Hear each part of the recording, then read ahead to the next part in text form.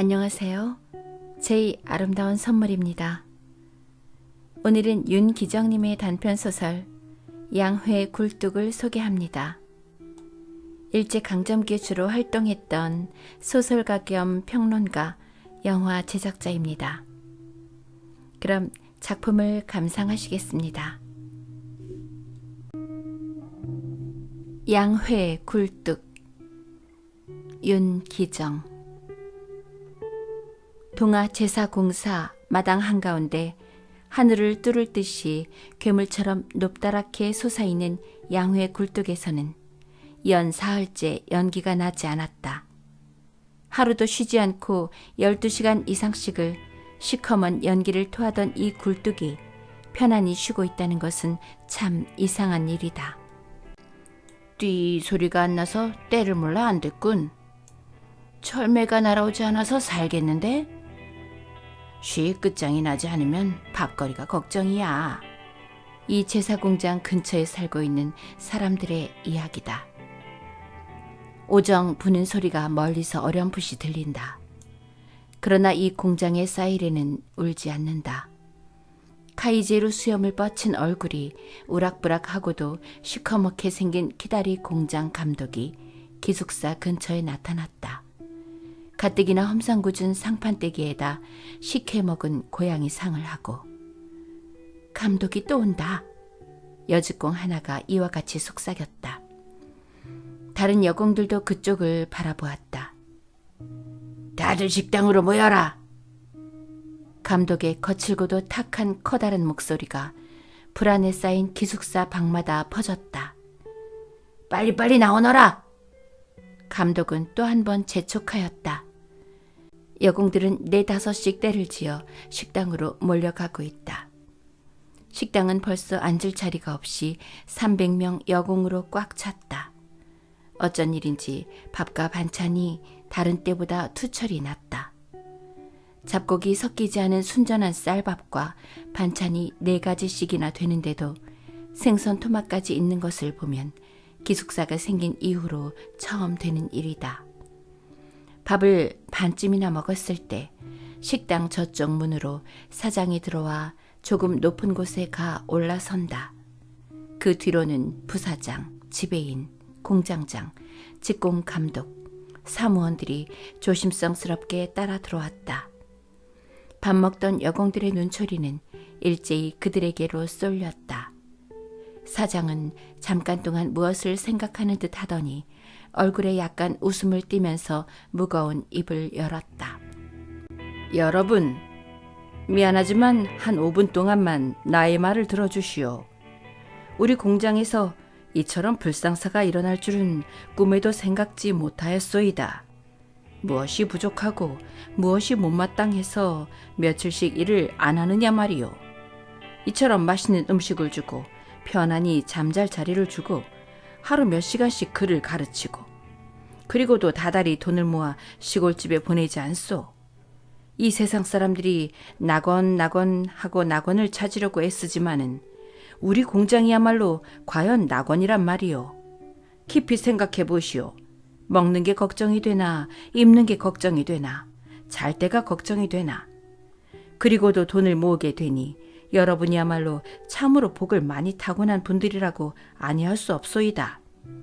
일전에 일하는 시간을 2시간씩 늘리고 그 전에 주던 1급에서 4분의 1을 깎는다고 공포한 것은 금년 들어서부터 돈이 귀해지고 매사 물건이 잘 팔리지 않으니까 우리 공장에서도 어찌할 수 없이 그렇게 작정한 것이나 다시 돈이 흔해지고 모든 물건이 잘 팔리게만 된다면 다시 그전대로 만들어질 것을 왜 쓸데없이 이러니 저러니들 하고 승강이를 하느냐 말이오.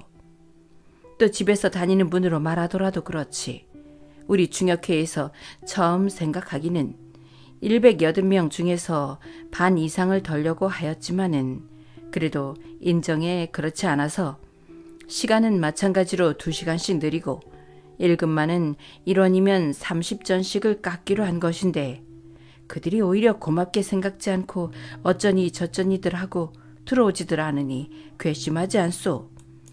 우리 공장에서는 그런 의리를 모르는 사람들은 다시 한 사람이라도 일을 시키지 않을 작정이요. 그러니 여러분들도 공연히 뻗대다가 후회들 하지 말고 지금부터라도, 아니 점심 먹고 조금 쉰 뒤에 그전과 같이 일을 시작하여 주기를 바라는 바이요. 사장은 말을 마치자마자 밖으로 나갔다. 그의 뒤를 따라 들어오던 때나 마찬가지로 다들 나갔다.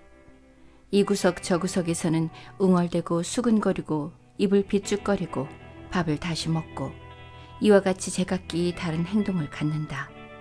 그러나 마음만은 조금 더 흐트러지지 않았다.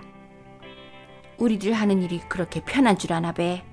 5, 6월 염전에 끓는 물을 앞에 끼고 앉아서 손을 잠가보라지 하루도 못 베길걸.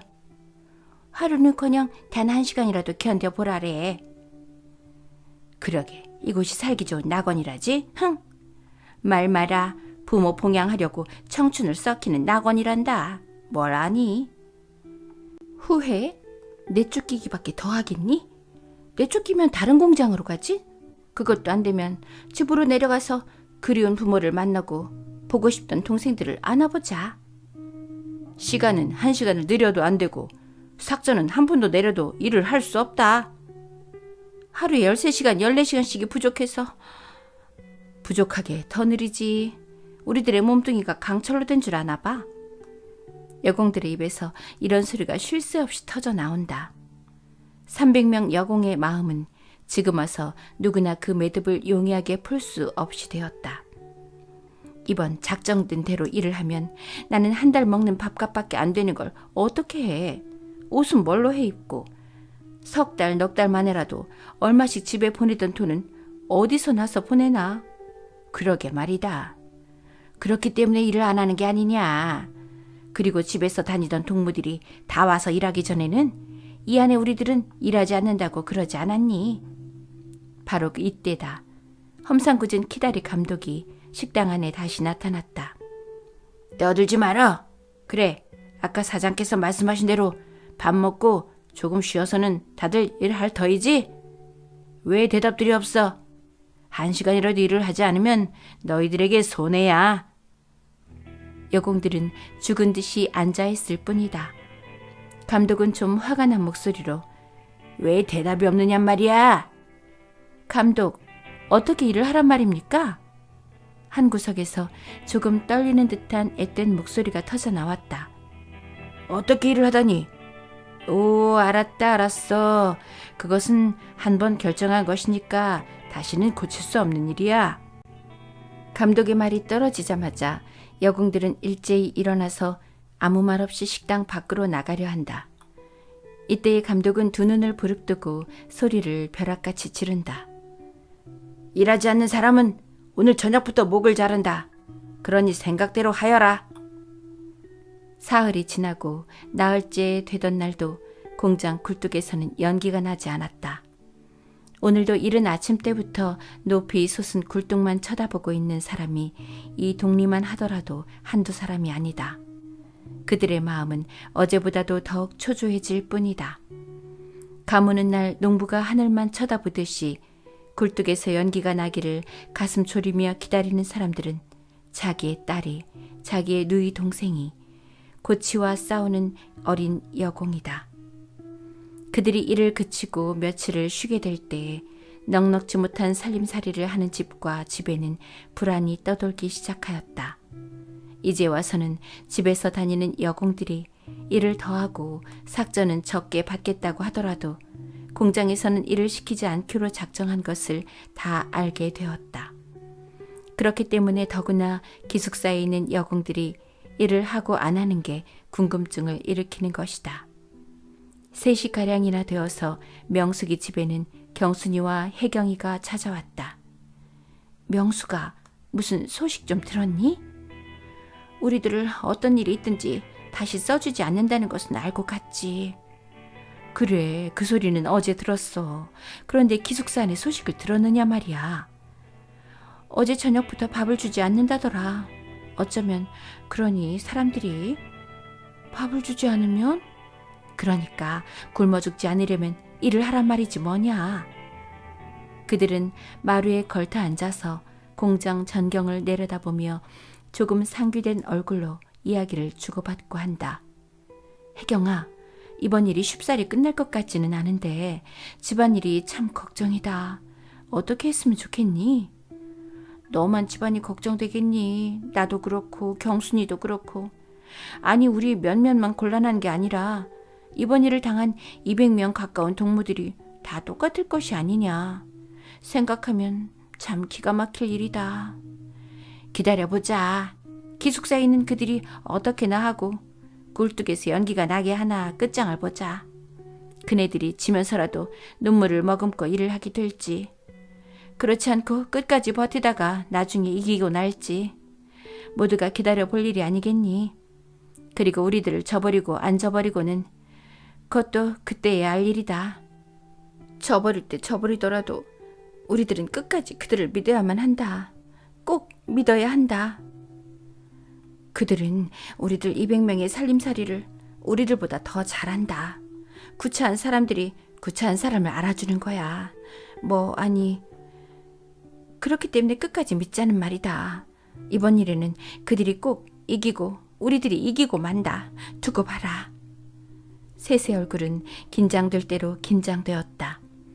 경숙이가 이제야 생각난 듯이, 그래, 5시야. 우리가 길에서 3시 채 못 되는 것을 보고 왔으니까. 참, 5시에 모이기로 하였다지? 아마 4시는 되었을걸. 지금쯤 떠나야 돼갈 텐데. 명수가 어서 같이 가자. 얘들아, 참 미안해서 똑 죽겠다. 무엇이 그렇게 미안하냐? 점심 대접도 못하고. 우리 요새 어디 점심 먹더냐? 별소리 말고 어서 가보자. 버리는 못하고 먹는 거는 다 찾아 먹어. 새 처녀는 명숙이 집 대문 밖을 나와서 씩씩한 걸음으로 목적지를 향하고 걸어들 가고 있다. 달조차 없는 금은밤이다.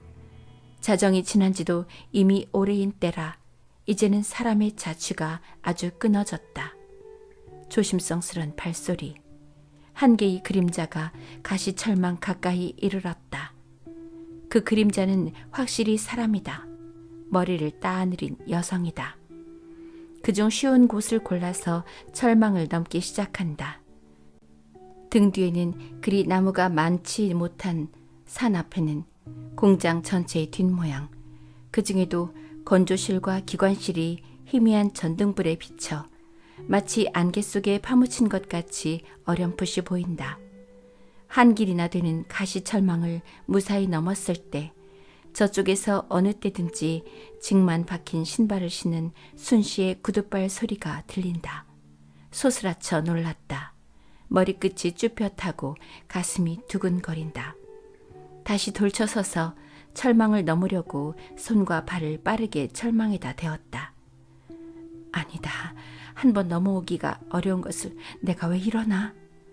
이런 생각이 머리에 번쩍 떠올라 다시 돌쳐서서 잠깐 몸 숨길 곳을 살펴보았다. 조금 등성해진 곳을 찾아가서 몸을 착 붙이고 엎드렸다. 손을 가슴에다가 대어보니 새가슴같이 빨딱빨딱하고 숨이 몰아쉬어진다. 이때가 바로 순씨의 발소리가 가장 가깝게 들린 때이다. 다시 일어서서 숨을 휘 하고 내쉴 때는 벌써 순씨의 자취가 아주 사라졌을 때이다. 목욕하는 곳을 지나고 굴뚝을 지나서 기숙사 가까이 이르렀다. 방방이 불은 꺼져 있다. 똑똑. 뒷뜰 창을 가만히 두드렸다. 아무 소리가 없다. 다들 자니? 나직한 소리로 물었다. 방 안에서 부스럭하더니 안 잔다. 누구냐? 나는 경순이다. 경순이? 몇 호실이냐? 아현 사는 경순이야. 앞으로 와서 들어오너라. 우리들은 다 안 자고 있다. 컴컴한 방 안에는 한 사람 늘어 꼭 10사람이 되었다. 경순아, 너 어떻게 들어왔니? 철망 넘어 들어왔단다. 막 철망을 넘고 나니까 순씨가 오겠지? 들키기만 하면 큰일이다. 그렇지 않아도 이놈의 소문이 밖에 나갈까 봐서 우리들까지 저의 집을 가지 못하게 한단다. 그러니 네가 들어온 것을 알아봐라. 그런 줄도 알지만은 꼭 너희들을 만나야 하겠으니까 참 불을 좀 켜라. 기름을 준 지가 이틀이 되었단다. 기름조차 안 내주다니 쌀도 안 주면서. 쌀은 오늘 아침까지 꿔줘서 해먹었지만은 낮부터는 우리들이 굶을 작정하고 있단다. 그렇게 꿔줘서 빼앗고 어떻게 하니? 아니다. 우리들은 결심하였다. 이번 일이 끝나기 전까지는. 그래, 저희들도 겁이 나는지 오늘 저녁에 모여서 의논들을 한다더라.